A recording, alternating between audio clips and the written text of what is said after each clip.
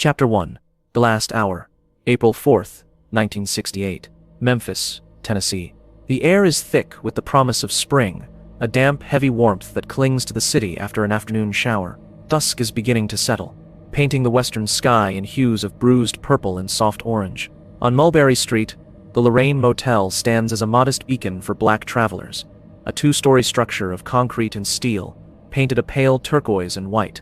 Its simple, clean lines are a familiar sight, a sanctuary in a deeply segregated South. But on this evening it is the temporary headquarters for a revolution, and the stage for a national tragedy. In room 306, the atmosphere is loose, almost jovial. Dr. Martin Luther King Jr., the 39-year-old titan of the civil rights movement, is relaxing with his closest friends and aides. The room is small, unremarkable. 2 double beds with simple chenille spreads, a small television set, a Gideon Bible on the nightstand. The air smells of aftershave and camaraderie. Present are his most trusted lieutenants: Ralph Abernathy, his brother in the struggle, his constant companion; Andrew Young, the cool-headed strategist; James Orange, the formidable field director; and the charismatic, ambitious young Jesse Jackson. They are teasing each other, their laughter echoing off the thin walls. The mood is a stark contrast to the immense pressure they are all under. King, dressed in a dark suit, but with his tie loosened and collar unbuttoned, is in high spirits. He has just finished a phone call with his mother. He had spent much of the day in meetings, planning the next phase of their campaign in this hostile city. But for now, in this small room, he is simply Martin. He engages in a playful pillow fight with Abernathy, a moment of pure, unburdened joy that seems to momentarily erase the weight of the world from his shoulders. The exhaustion that has etched deep lines into his face seems to lift. For weeks, he has been battling depression, plagued by premonitions of his own death, worn down by the fractures within his own movement, and the relentless hatred from without. But tonight, something feels different. A sense of peace, perhaps. A moment of calm before a storm no one in that room could truly fathom. They are preparing to go to dinner at the home of Reverend Samuel Billy's Kiles, a local Memphis pastor. The plan is for a simple, home-cooked meal of soul food, a welcome respite from the constant tension. As the clock ticks past 5:30, the men begin to get ready. Andrew Young has already left for the federal courthouse to lift a restraining order against their planned march, promising to meet them at the dinner. King steps out from his room onto the second-floor balcony, a concrete walkway that overlooks the motel's parking lot. He leans against the cool iron railing, its turquoise paint chipped and worn.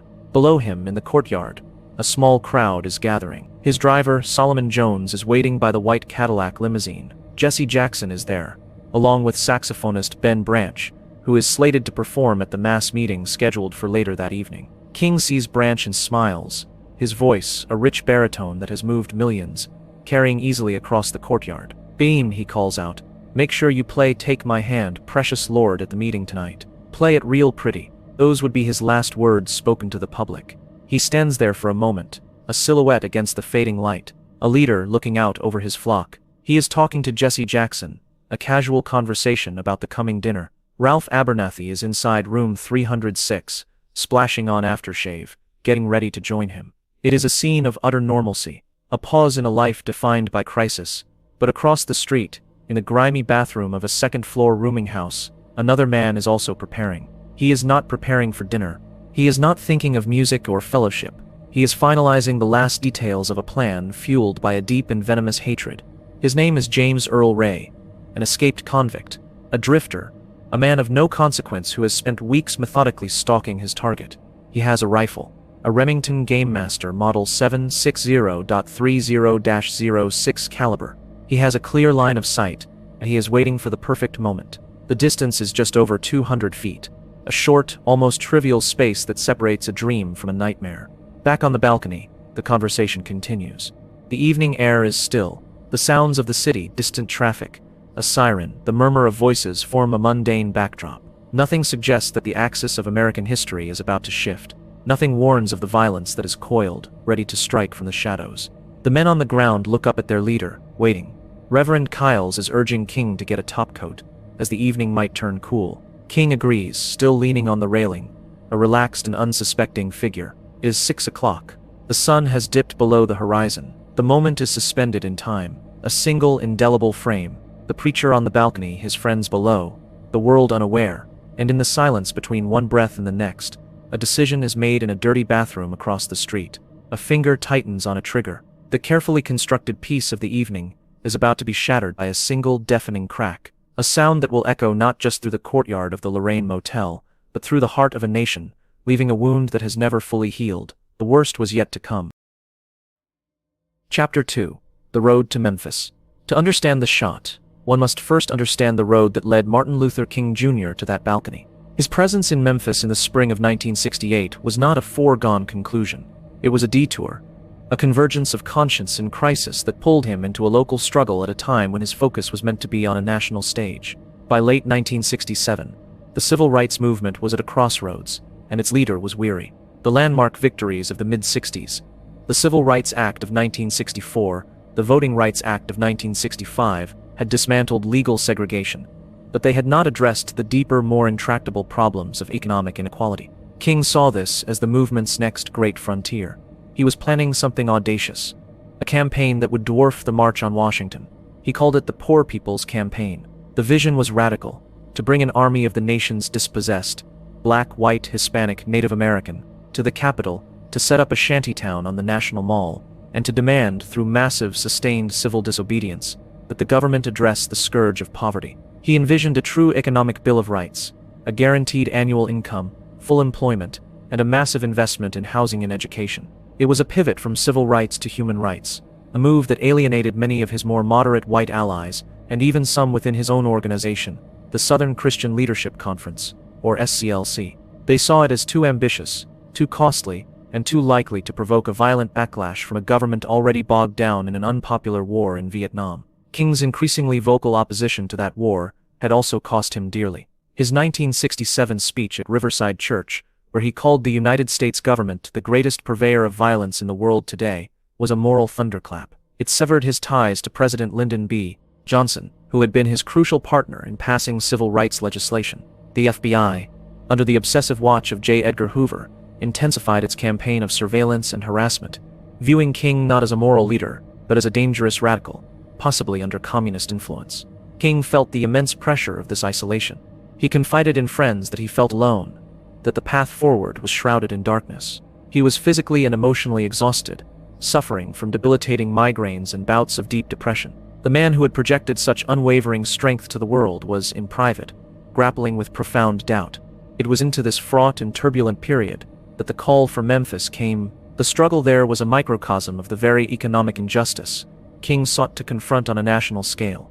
It began with a simple, brutal tragedy. On February 1, 1968, two black sanitation workers, Ethel Cole and Robert Walker, were crushed to death by a malfunctioning garbage truck. They had been seeking shelter from a driving rainstorm in the compactor area of the vehicle, when a short circuit triggered the mechanism. Their deaths were the direct result of appalling working conditions and city-issued equipment that was dangerously neglected. For years, the city's 1,300 black sanitation employees had endured systemic abuse. They were paid poverty wages, often less than $1 an hour after deductions. They had no sick pay. If they didn't work, they didn't eat. They had no access to city pensions.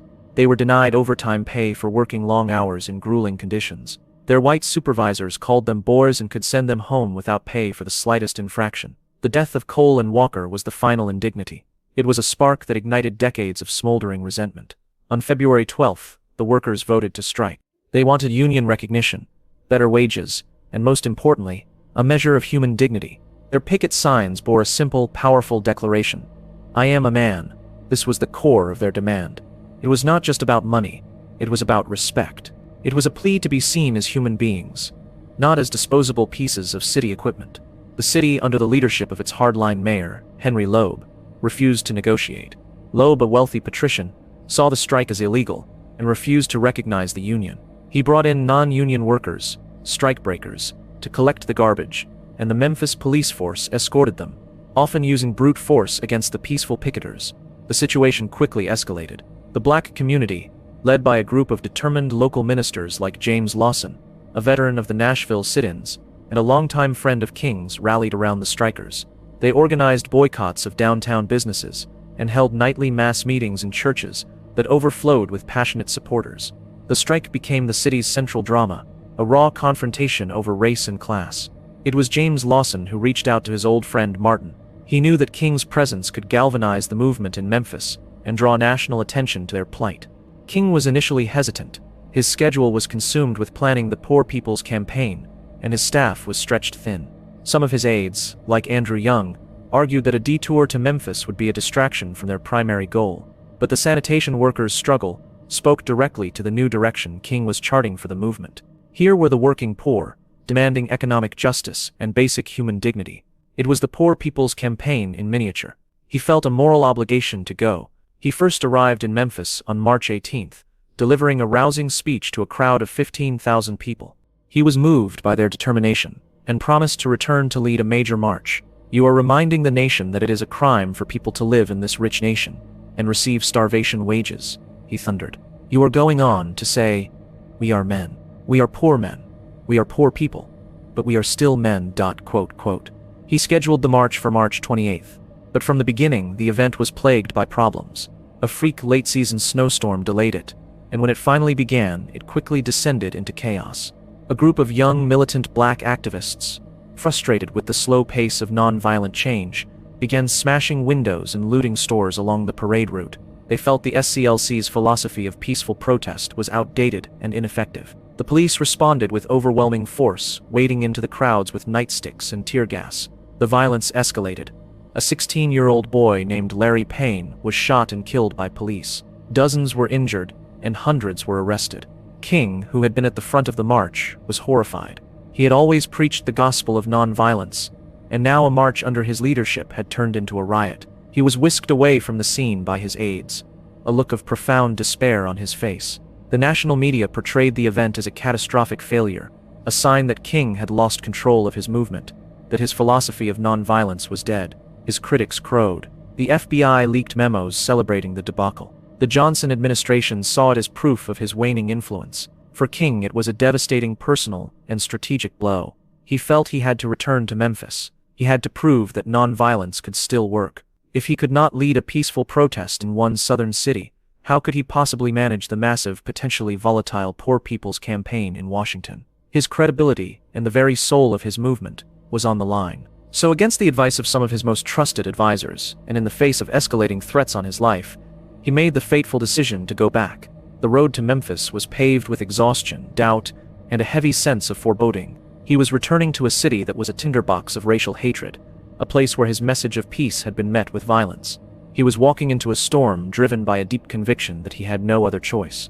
It was a journey to redeem the soul of his movement, but it would ultimately be a journey towards his own final destiny, on a motel balcony. The forces drawing him there were as powerful and inexorable as a tide, a confluence of a city's pain and a leader's unwavering conscience.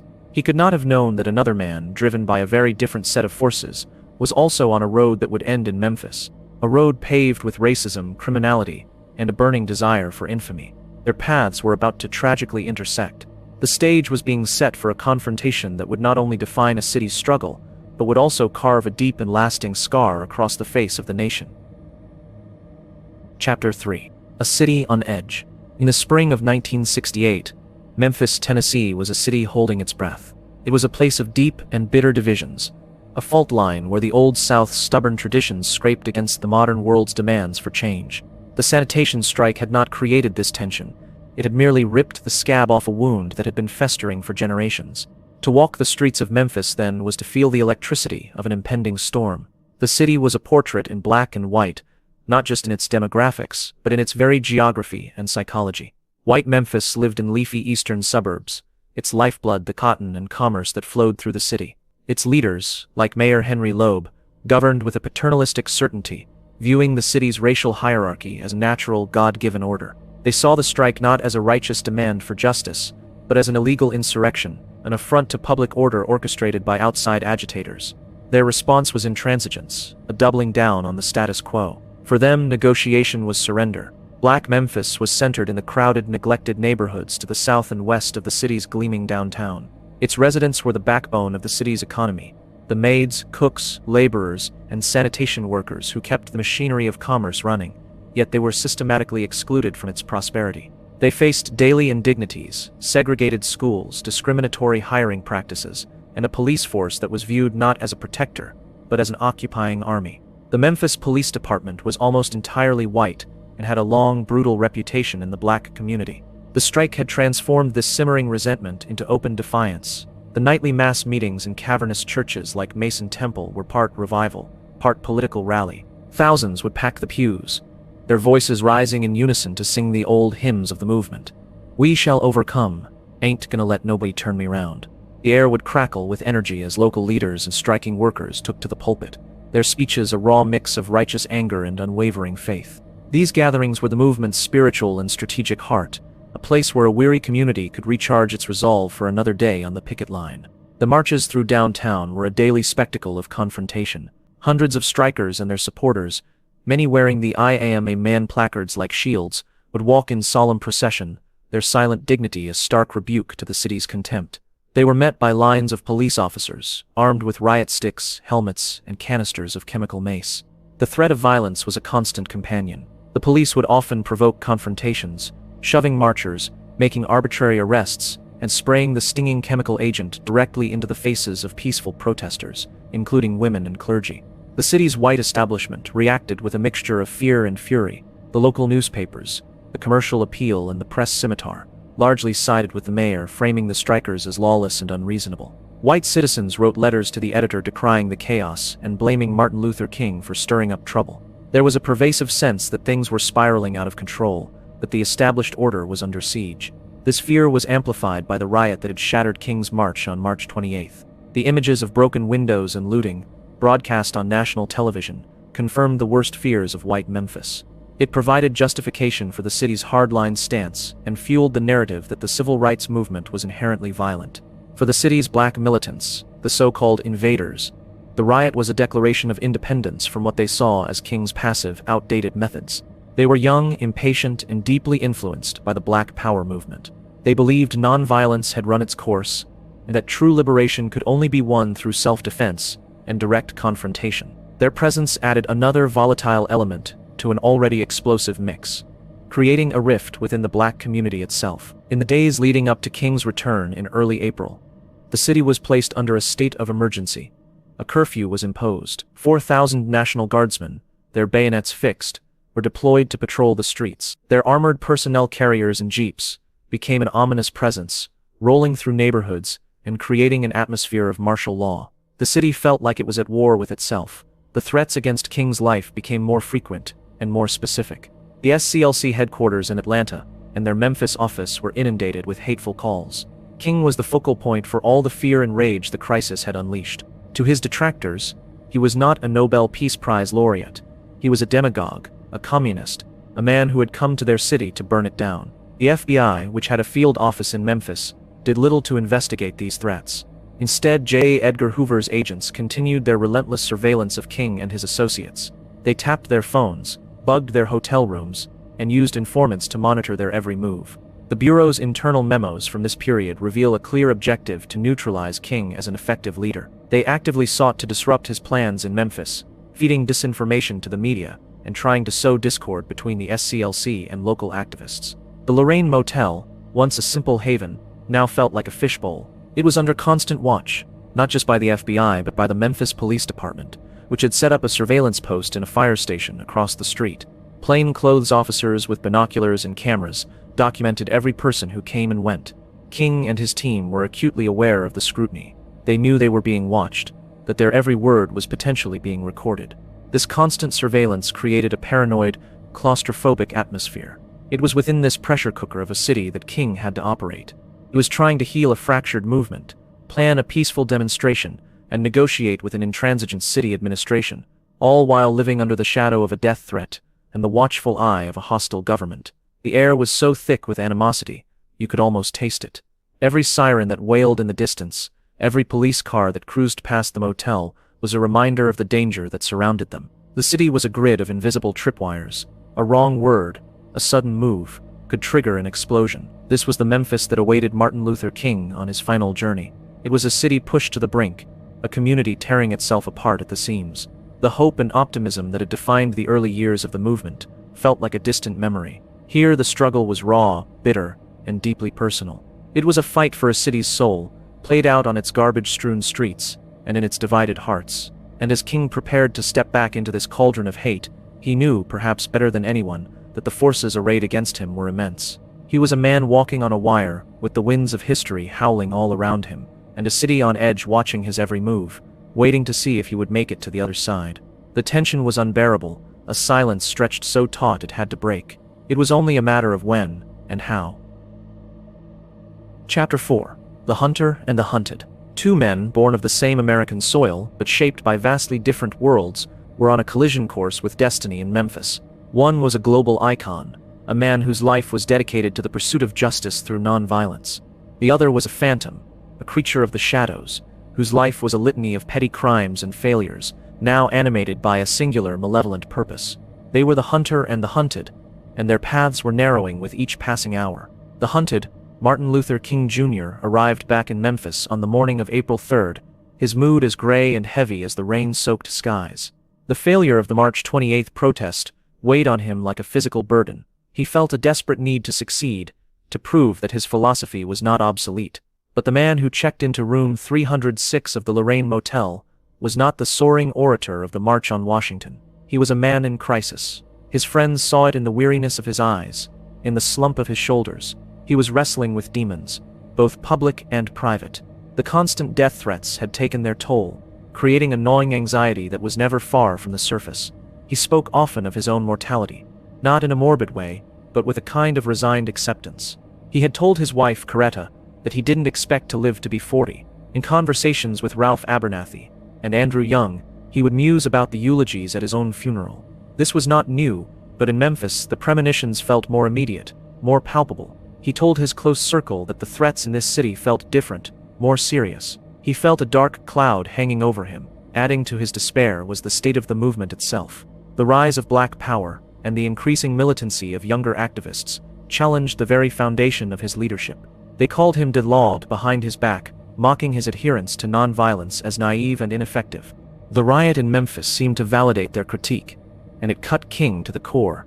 He was also deeply troubled by the internal squabbling within his own organization. The SCLC staff was exhausted, underpaid, and divided over the wisdom of the Poor People's Campaign. King found himself constantly mediating disputes, trying to hold together a coalition that seemed to be fraying at the edges. He was the lonely man at the top, bearing the hopes and the burdens of millions, and the solitude of his position was immense. On that rainy day in Memphis, he was in a reflective, almost somber mood. He spent hours in his motel room with Abernathy, talking, strategizing, and sometimes just sitting in silence. He seemed to be looking inward, taking stock of his life and his legacy. The weight of it all was almost crushing. Yet even in his exhaustion, the fire of his convictions still burned. The plight of the sanitation workers had touched him deeply. He saw their struggle as the embodiment of his new mission, the fight for economic dignity. He was determined to see it through, no matter the cost. Meanwhile, the hunter was closing in. James Earl Ray was the antithesis of his target. Where King was a man of words and ideas, Ray was a man of furtive action and crude, unspoken hatreds. He was born into desperate poverty in Alton, Illinois, a product of a broken home and a life lived on the margins. From an early age, his life was a revolving door of petty crime and incarceration, burglaries, forgeries, armed robberies. He was, by all accounts, a loser. He lacked the cunning for major crimes and the discipline for a straight life. His worldview was shaped in the racially charged atmosphere of mid-century America and hardened in the brutal, segregated world of state penitentiaries.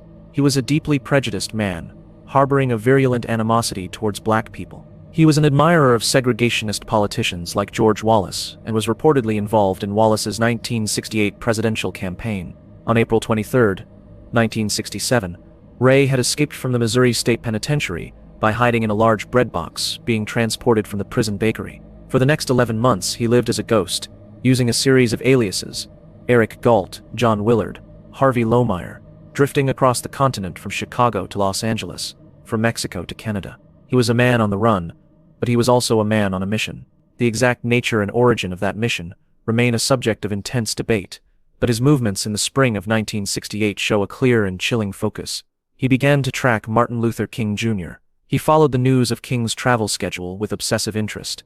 In March, he drove to Atlanta, the city where King lived and worked. He bought a rifle, a .30 Miss 06 Remington Game Master, and a scope. He then drove to Selma, Alabama, a site of one of King's greatest triumphs, apparently expecting him to be there. When King didn't appear, Ray returned the rifle. He then drove back to Atlanta.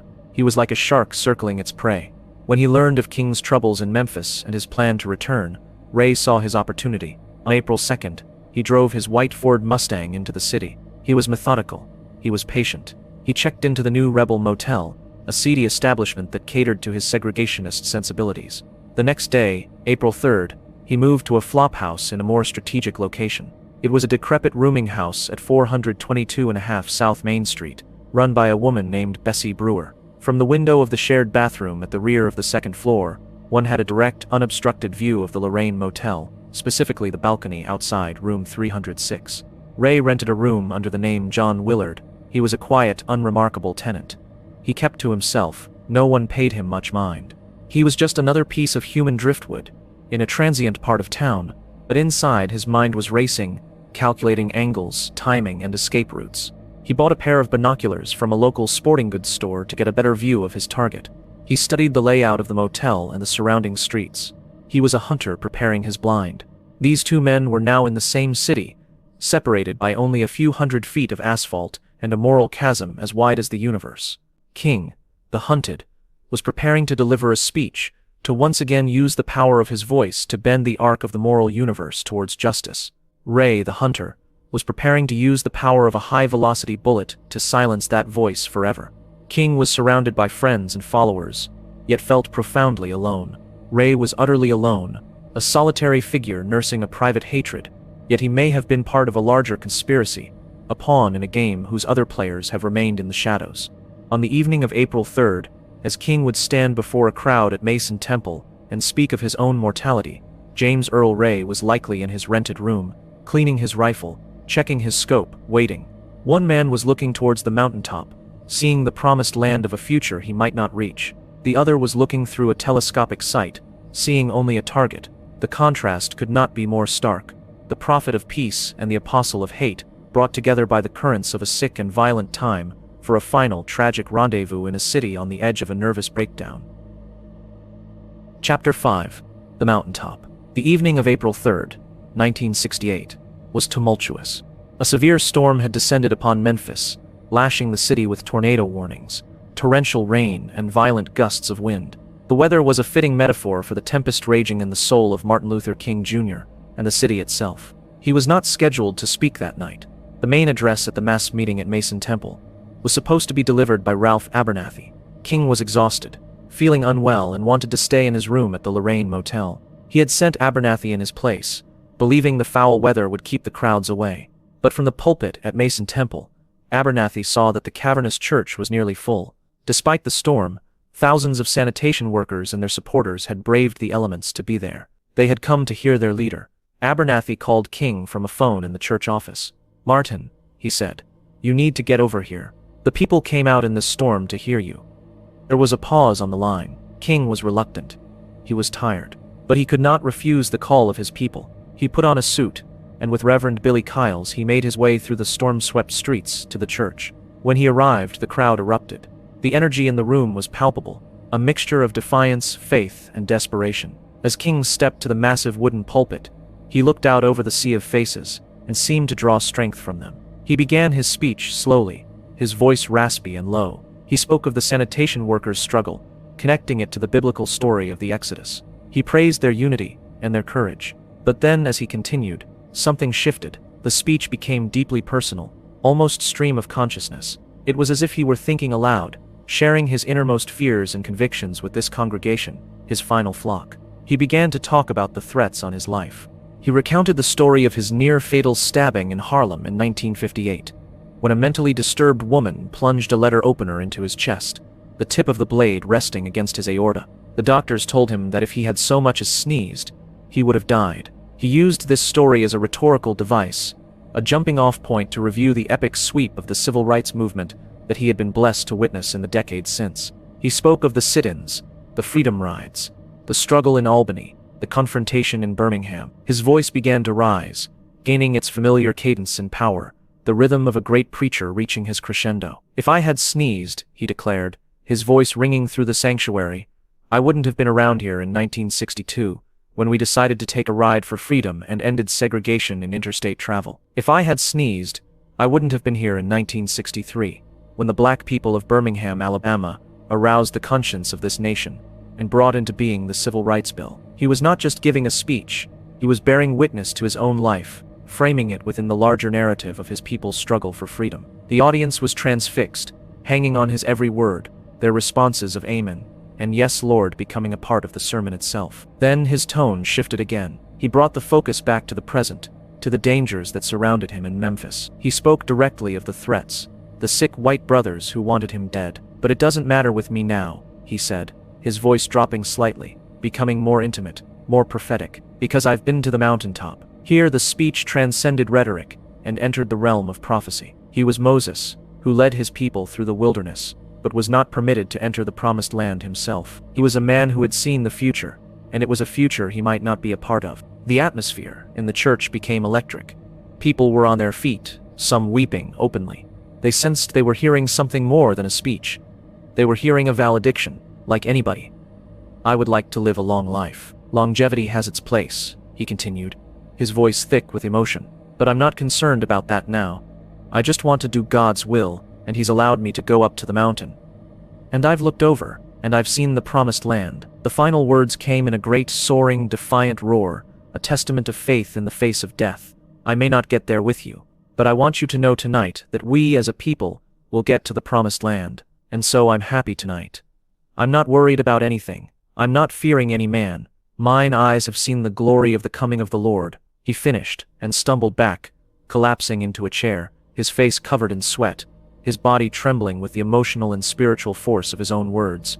The church was in an uproar. Andrew Young and others rushed to his side. They had never seen him so overcome. It was as if he had poured out the last full measure of his spirit into that final magnificent sermon. He had confronted his own death from the pulpit, and had made his peace with it. He had laid his life down, rhetorically, as a sacrifice for the cause he embodied. He had made the critical decision not to flee from the danger in Memphis, but to face it head-on, armed only with the power of his faith and his words. That speech, which would forever be known as his mountaintop address, was his last will and testament. It was a premonition, a farewell, and a final defiant declaration of hope. He had looked into the abyss, and had not flinched. He had chosen to stay in the valley of the shadow of death, to lead one more march, to fight one more battle. After the service, as they returned to the Lorraine Motel, the mood was subdued, almost surreal. King seemed drained, yet strangely calm. He had faced his deepest fears, and had emerged, in his own mind, victorious. He had made his peace. But the forces of hatred that were gathering across the street were not concerned with prophecies or promised lands. The hunter was still waiting in the shadows. King's decision to stay, his powerful and public defiance, had sealed his fate. He had offered his life, and in less than 24 hours, that offer would be brutally accepted. The storm over Memphis had passed, but a far greater storm was about to break. Chapter 6. The Shot from the Shadows. April 4th, 1968. The day began with a sense of purpose. The storm had broken, and the Memphis sky was a brilliant, cloudless blue. For Martin Luther King Jr. and his team, it was a day for strategy and fellowship. The mood was lighter than it had been in weeks. The mountaintop speech the night before seemed to have been a catharsis, purging the fear and doubt that had plagued him. He spent the morning and early afternoon in room 306 with his closest aides, plotting the details of the non-violent march they were determined to lead. They met with local gang leaders, the invaders, securing their promise to participate peacefully. It was a significant breakthrough, a sign that his message of non-violence could still bridge the divide. In the late afternoon, the meeting broke up. The plan was set for dinner at Reverend Billy Kyle's home, followed by another mass rally. The atmosphere was relaxed, even playful. King and Abernathy, who shared the room, joked and traded insults like brothers. Andrew Young wrestled with James Orange on one of the beds. It was a moment of stolen normalcy, a brief island of peace in a sea of turmoil. As evening approached, the men began to get ready. King meticulous about his appearance, shaved and dressed in a fresh dark suit and white shirt. Abernathy was in the bathroom. Around 5:50 p.m., Reverend Kyles knocked on the door. It was time to go. King was ready. He stepped out of the room onto the second-floor balcony. It was a simple concrete walkway, bordered by a turquoise iron railing. He was in his element, a leader among his people. He saw Jesse Jackson in the parking lot below, and called down to him, introducing him to Reverend Kyles. He saw Solomon Jones, his driver, standing by the limousine and teased him about being underdressed for dinner. Then he saw Ben Branch, the musician. King's face lit up. "Lynn." "Ben," he called out, his voice carrying the familiar warmth and authority. Make sure you play Take My Hand, Precious Lord at the meeting tonight. Play it real pretty. Across the street, in the shared bathroom of the rooming house at 422.5 South Main Street, the hunter was also ready. James Earl Ray had spent the day waiting. He had watched the activity at the Lorraine through his binoculars, tracking King's movements. Now the moment he had been stalking for weeks was at hand. The bathroom was grimy, the air stale. A single dirty window looked out over a tangle of overgrown trees and beyond, to the back of the motel. Ray propped himself in the bathtub, resting the barrel of his Remington .30 Mida-06 rifle on the windowsill. The view was partially obscured, but he had a clear shot at the balcony. He was looking through a Redfield 2x7x scope. In his sights, the figures on the balcony appeared sharp and clear. He could see the man in the dark suit, the man whose voice was known around the world, the man he had come to kill. The distance was approximately 205 feet. He was a practiced marksman. At this range, he would not miss. On the balcony, the moment stretched. King was still leaning on the railing, talking to Jackson. Reverend Kyles, standing in the doorway of room 306, gently urged him, "Dr. King, come on now. You need a topcoat." King straightened up, turning slightly toward his room. In that instant he presented a clear profile to the window across the street. It was 6:01 p.m. The evening air was shattered by a single explosive crack. It was a sound so loud, so violent, it seemed to rip a hole in the fabric of the world. For a split second, no one understood what had happened. Some thought it was a firecracker, or a car backfiring. But the men on the balcony knew. They had lived with this possibility for too long. The bullet, a 150-grain soft-point projectile, traveled at over 2,000 feet per second. It struck King on the right side of his face, near his jaw. It was a shot of devastating surgical brutality. The impact was immense, knocking him backward with incredible force. He was thrown against the wall and then collapsed onto the concrete floor of the balcony. His feet, visible from the courtyard below, twisted at an unnatural angle. The bullet had traveled downward through his neck, severing his spinal cord and lodging in his shoulder blade. The wound was catastrophic. Chaos erupted. On the balcony, Ralph Abernathy rushed out of the room to find his friend lying in a rapidly expanding pool of blood. He cradled King's head, trying to speak to him. Martin, this is Ralph. Don't be afraid." But there was no response. King's eyes were open, but they were vacant. In the courtyard below, there was a moment of frozen horror, then pandemonium. Andrew Young, who had been at the bottom of the stairs, thought King was playing a joke, pretending to be shot. Then he saw the blood. He and others rushed up the stairs. Jesse Jackson, Solomon Jones, and others on the ground instinctively pointed across the street, toward the dense thicket of bushes and the back of the rooming house, from where the shot had come. Up there, someone screamed. He was up there. Marl McCullough, an undercover Memphis police officer, who had been assigned to King's security detail, was the first to reach him with any medical knowledge. He grabbed a towel from a nearby room and tried to staunch the bleeding, but the wound was too severe. The right side of King's face was a mangled ruin. Across the street, the hunter was already making his escape. James Earl Ray quickly disassembled the rifle, wrapped it in a grimy bedspread along with the binoculars and some ammunition, and ran from the bathroom. He dashed down the hall, out the front door of the rooming house, and on to South Main Street. In his haste, he dropped the bundle on the sidewalk in front of Canapé's amusement company. He jumped into his white Ford Mustang and sped away, heading south, melting into the early evening traffic. His mission was complete. He had in a single second extinguished one of the brightest lights of the 20th century. Back at the Lorraine, the scene was a tableau of grief and desperation. Sirens wailed in the distance, growing closer. A photographer for a local newspaper, who had been at the motel for an interview, captured the iconic, heartbreaking images. The fallen leader, his friends pointing in accusation towards the source of the shot, their faces masks of anguish and disbelief. An ambulance arrived. The paramedics placed King on a stretcher and rushed him to St. Joseph's Hospital. Abernathy rode with him, holding his hand, praying. But they both knew it was hopeless.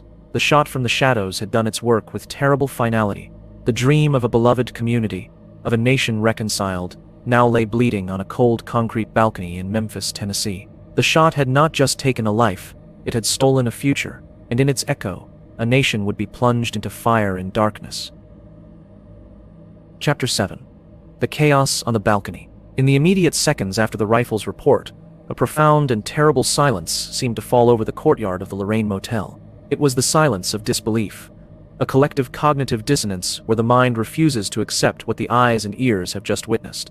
The sound had been too sharp, too final. It was the sound of an ending. Then the silence was shattered by a wave of screams, shouts, and frantic, overlapping commands. The world, which had been moving in slow, comprehensible motion, suddenly accelerated into a blur of raw, uncoordinated panic. On the balcony, the scene was one of intimate, unbearable horror. Ralph Abernathy, emerging from the motel room, saw his dearest friend on the floor. The image would be seared into his memory for the rest of his life. King was on his back, his head tilted, his eyes fixed on the ceiling. A massive, gaping wound had obliterated the right side of his jaw and neck. Blood was everywhere, a dark, viscous tide that stained the pale concrete. Abernathy dropped to his knees. His mind reeling, he gently patted King's cheek. "Martin, Martin, it's me, Ralph. It's Ralph. Can you hear me?" There was no flicker of recognition, only the shallow, rattling sound of his labored breathing. Andrew Young, who had been talking with Billy Kyles at the base of the stairs, bounded up the concrete steps, his heart pounding in his chest.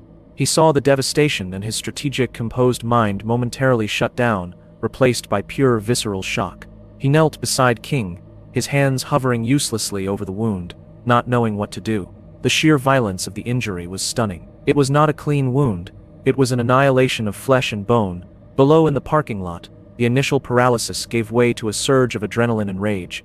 Jesse Jackson, Solomon Jones, and others who had been looking up at King just moments before, now pointed with trembling, accusatory fingers across Mulberry Street.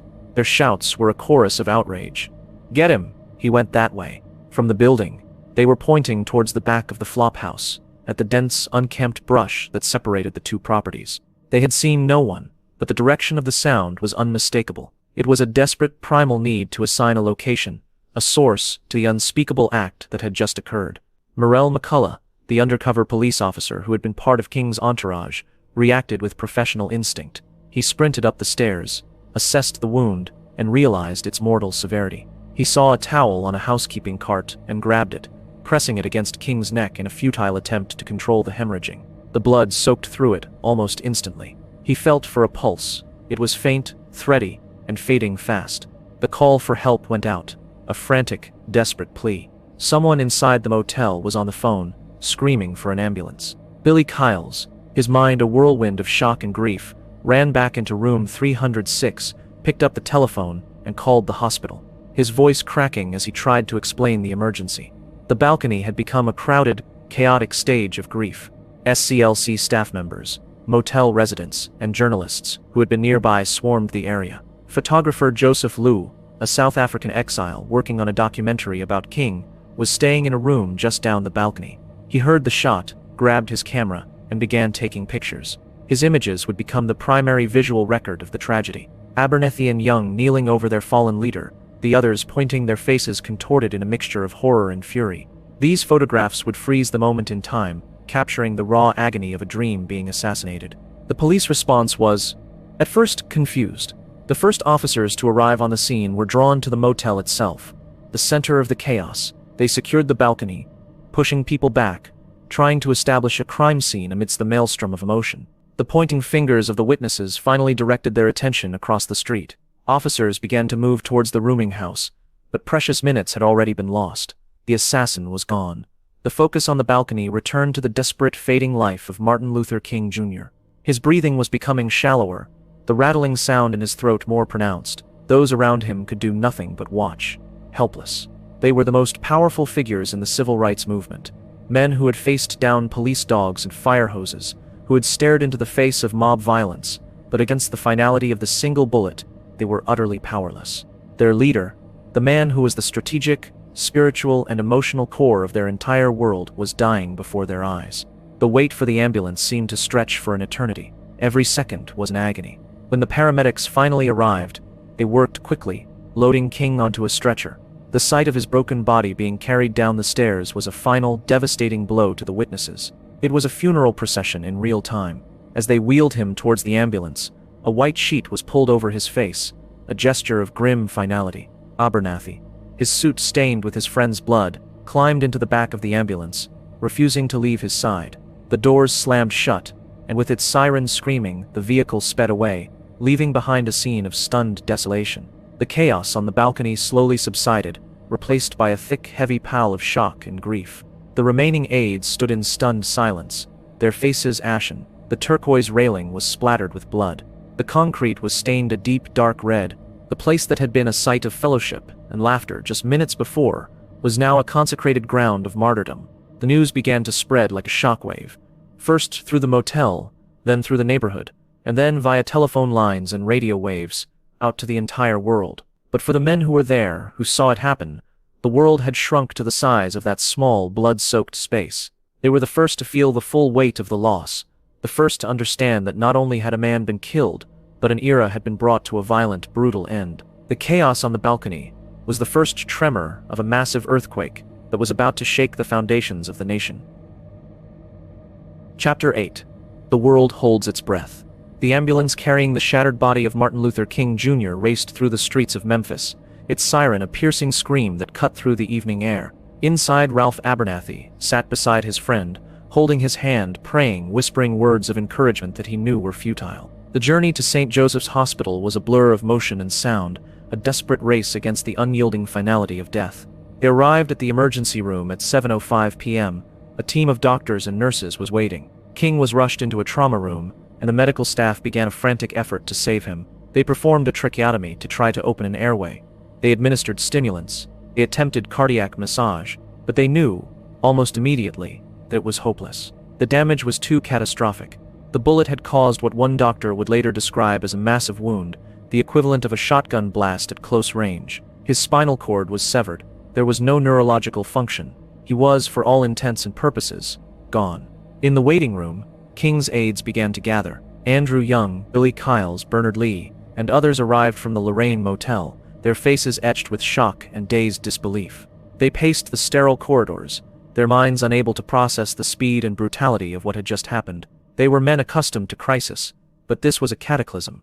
It was the unthinkable made real. They clung to a sliver of hope, but the grim expressions of the hospital staff told a different story. The news was spreading with astonishing speed. Reporters were already descending on the hospital. The wire services, AP and UPI, flashed the bulletin across the country and around the world. Martin Luther King Jr. had been shot in Memphis.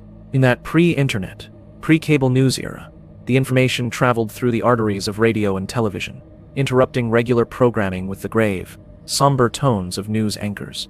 In homes across America, families gathered around their television sets, stunned into silence.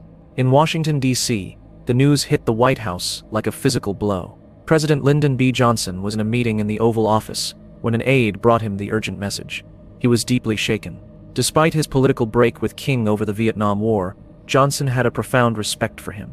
They had been partners in the great legislative battles of the Civil Rights era. Johnson immediately understood the gravity of the situation. He knew this was not just the shooting of a man, it was an attack on the very idea of a peaceful, integrated America. He feared, rightly, that the nation's cities would erupt in flame. He convened his top advisors, placed the FBI on high alert, and ordered the U.S. Army to prepare for deployment to major urban centers. In Indianapolis, another political leader was preparing to speak. Senator Robert F. Kennedy, then a candidate for president, was scheduled to address a campaign rally in the heart of the city's black ghetto. He was on his way to the event when he learned that King had been shot and was not expected to live. His police escort warned him not to go, telling him they could not guarantee his safety. They feared a riot would break out when the crowd learned the news. Kennedy ignored their advice. He knew he had to be the one to tell them. He stood on the back of a flatbed truck and looked out at the expectant, largely African-American crowd. He delivered what would become one of the most powerful and poignant extemporaneous speeches in American history. "I have some very sad news for all of you," he began, his voice quiet and filled with emotion. Martin Luther King was shot and was killed tonight in Memphis. A wave of gasps and screams swept through the crowd. Kennedy let the sound wash over him, then continued, not as a politician but as a fellow human being who had known profound loss. He spoke of his own brother's assassination. For those of you who are black and are tempted to be filled with hatred and distrust at the injustice of such an act, against all white people, I can only say that I feel in my own heart the same kind of feeling. I had a member of my family killed, but he was killed by a white man. He pleaded for peace, for love, for a different path than violence and revenge. What we need in the United States is not division. What we need in the United States is not hatred. What we need in the United States is not violence or lawlessness, but love and wisdom and compassion toward one another. and a feeling of justice toward those who still suffer within our country, whether they be white or they be black. That night, as cities across America began to burn, Indianapolis remained calm, a testament to the power of Kennedy's raw, heartfelt appeal. Back at St. Joseph's Hospital, the inevitable moment arrived. At 7:05 p.m. Central Time, 1 hour and 4 minutes after the shot was fired, the doctors pronounced Martin Luther King Jr. dead. A hospital administrator, his face grim, delivered the official news to the aides in the waiting room. A wave of uncontrollable grief washed over them. These strong, battle-hardened men broke down, weeping openly, clutching each other for support. Their anchor was gone. Their moral compass was shattered. It fell to Andrew Young and hospital chaplain Reverend Nicholas Fearon to make the most difficult phone call of their lives, to inform Coretta Scott King in Atlanta that her husband was dead. The world, which had been holding its breath, now exhaled in a collective gasp of horror and sorrow. The official confirmation of his death was the spark that lit the fuse. In Washington, D.C., just blocks from the White House, riots erupted, windows were smashed, stores were looted, and buildings were set ablaze. The smoke from the fires would soon be visible from the president's window. Similar scenes of rage and destruction exploded in over 100 cities across the United States: Chicago, Baltimore, Kansas City, Detroit.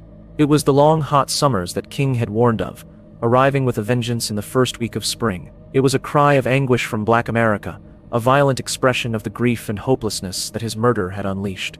The man of peace was dead, and for many it seemed that peace itself had died with him. The nation was plunged into its worst wave of civil unrest since the Civil War. President Johnson addressed the nation on television, his face a mask of sorrow and grim determination.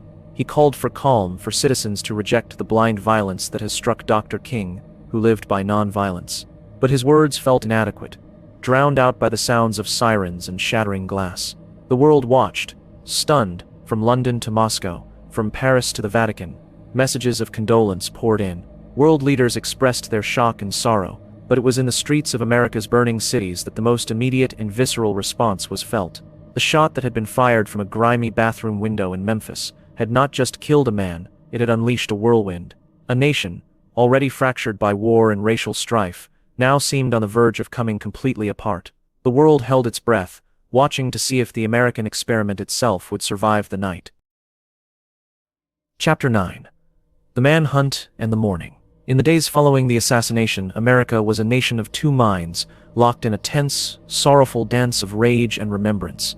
While cities burned and the smoke of riots choked the air, a parallel story was unfolding: the desperate, all-consuming search for the killer, and the solemn, heartbreaking process of burying the slain prophet of peace. The investigation into the murder began almost immediately, and it would become the largest, most expensive, and most complex manhunt in the history of the Federal Bureau of Investigation. The initial clues were tantalizing but scattered. The bundle dropped on the sidewalk outside Canipe's amusement company proved to be a treasure trove. Inside the bedspread, investigators found the Remington rifle, a pair of binoculars, a portable radio with a prisoner's identification number scratched onto it, and a copy of the Memphis commercial appeal from that day. The rifle was quickly traced through its serial number. It had been purchased on March 30th in Birmingham, Alabama.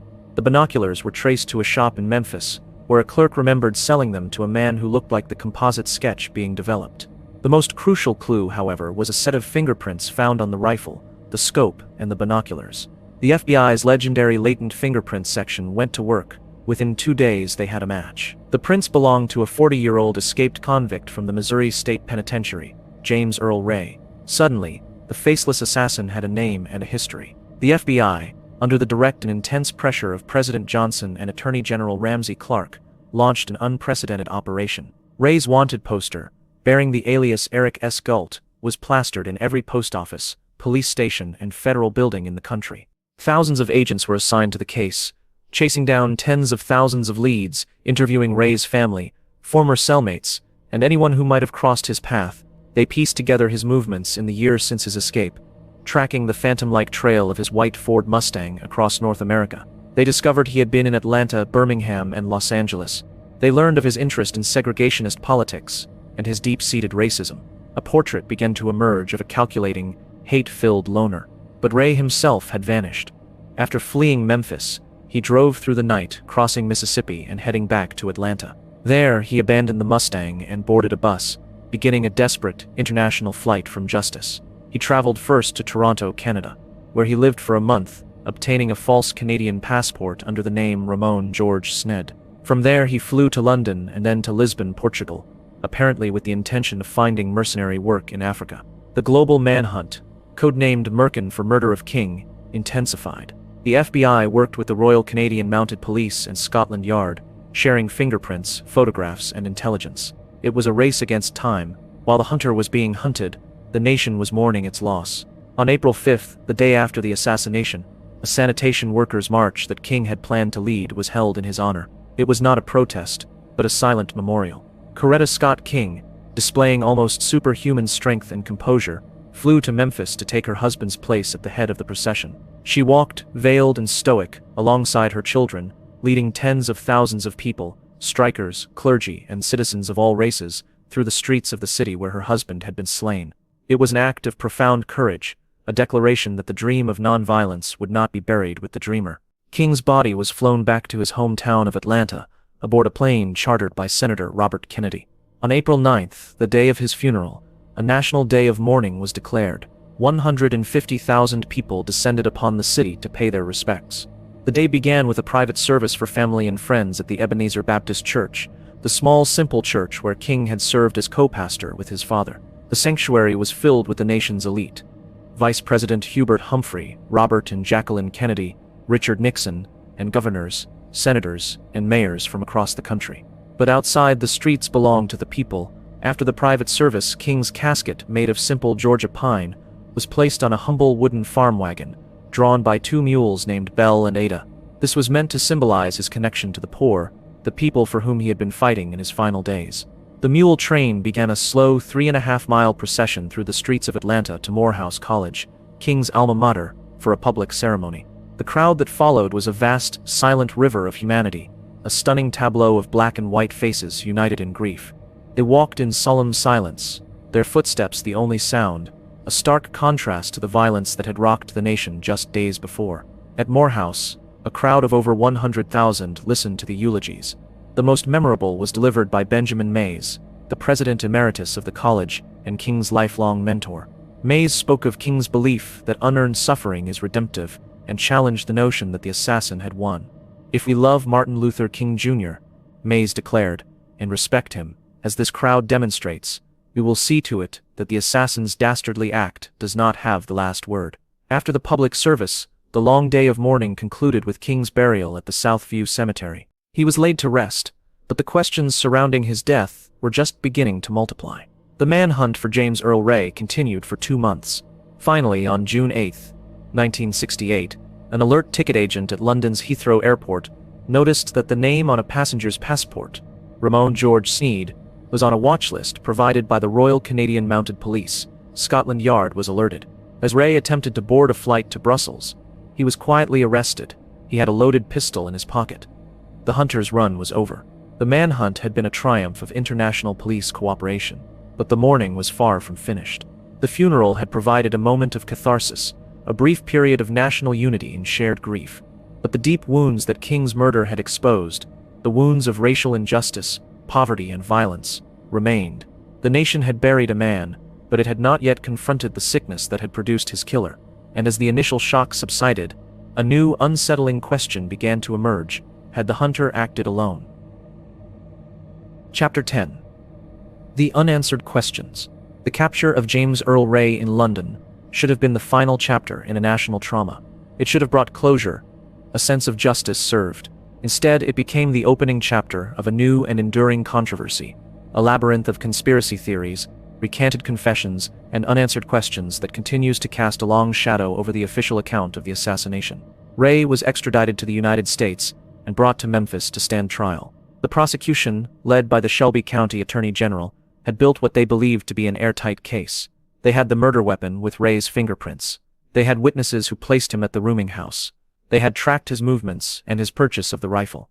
They were confident they could secure a conviction and the death penalty. But the trial that the world was expecting never happened. Ray's court-appointed lawyer, Percy Foreman, a flamboyant and controversial Texas attorney, convinced him to take a plea deal. Foreman argued that if Ray went to trial, he would almost certainly be convicted and executed. By pleading guilty, he would receive a sentence of 99 years in prison. On March 10, 1969, in a brief and anticlimactic court hearing, James Earl Ray pleaded guilty to the murder of Martin Luther King Jr. The judge asked him directly if he understood that he was waiving his right to a trial, and if he agreed with the prosecution's summary of the evidence. Ray answered, yes. The deal was done. The case was officially closed. But just 3 days later, the entire narrative collapsed. Ray wrote a letter to the judge recanting his confession. He claimed he had been coerced by his lawyer, Foreman, who he alleged was working with the government to cover up a conspiracy. Ray insisted that he was not the triggerman but Patsy, a small-time crook who had been set up by a mysterious figure he knew only as Raoul. According to Ray's ever-changing story, this Raoul had directed his movements, provided him with money, and was the true mastermind behind the assassination. Ray would spend the next 3 decades of his life trying, and failing, to get the trial he had given away. His claims launched 1,000 theories. Was Raoul real? Was Ray part of a larger plot? The questions began to multiply, fueled by a growing public distrust of government institutions in the wake of the Vietnam War and Watergate. Several official investigations have been conducted over the years. The House Select Committee on Assassinations, convened in the late 1970s, concluded that Ray did fire the fatal shot. However, in a stunning addendum, they also stated that there was a likelihood of a conspiracy, possibly involving 2 St. Louis-based segregationists with ties to the Ku Klux Klan who had placed a bounty on King's head. But the committee could not definitively prove the conspiracy or name the co-conspirators. The official verdict remained a paradox. Ray was the lone gunman, but he probably didn't act alone. The King family themselves came to believe in Ray's innocence, at least in his role as the sole killer. In 1997, in a remarkable and surreal moment, King's son, Dexter Scott King, met with James Earl Ray in prison. Dexter looked the aging, sickly convict in the eye and said, "I want to ask you for the record. Did you kill my father?" Ray replied, No, I didn't." Dexter King then stated that he, and the entire King family, believed him and would support his efforts to get a new trial. The family became convinced that the assassination was the result of a vast conspiracy involving elements of the US government, the military, and the mafia. They pointed to a 1999 civil trial in Memphis, where a jury found a local businessman, Lloyd Jowers, and other unknown co-conspirators liable for King's death. Jowers, who owned a restaurant near the Lorraine Motel, had claimed that he was part of a plot to kill King, and that Ray was not the shooter. However, the civil trial had a much lower standard of proof than a criminal trial, and the Justice Department, after reviewing the case, found Jowers' claims to be unsubstantiated and unreliable. James Earl Ray died in prison in 1998, taking whatever secrets he held to his grave. He was an enigmatic figure to the end, a bungling petty criminal who somehow managed to pull off one of the most consequential assassinations in history and then lead authorities on a successful 2-month international manhunt. Was he a lone racist fanatic who got lucky? Or was he a pawn in a much larger, more sinister game? The debate rages on. But perhaps the focus on the who and how of the assassination has obscured a more fundamental truth. Martin Luther King Jr. was killed not just by a single man or a shadowy cabal, but by a climate of hate that he had dedicated his life to combating. He was killed by the systemic racism, the violent opposition to change, and the deep-seated fear that permeated American society. His murder was the logical, tragic culmination of the forces he fought against. The shot that rang out from the shadows on April 4, 1968, did more than kill a man. It altered the trajectory of the civil rights movement, robbing it of its most eloquent and unifying voice at a critical moment. It accelerated the movement's fragmentation and hastened the decline of nonviolence as its central strategy. It left a void that has never been filled. The Lorraine Motel is now the National Civil Rights Museum. The balcony outside room 306 is preserved, a permanent, silent memorial. A wreath hangs on the railing, marking the spot where he fell. It stands as a solemn reminder of the price of leadership and the cost of hate. The legacy of Martin Luther King Jr. endures, not in the marble of monuments, but in the continuing struggle for justice and equality. His dream, though deferred and assaulted, has not died. But the unanswered questions surrounding his death serve as a persistent, unsettling postscript, a reminder that the full truth of that tragic day in Memphis may be lost to history, buried in the shadows from which the fatal shot was fired.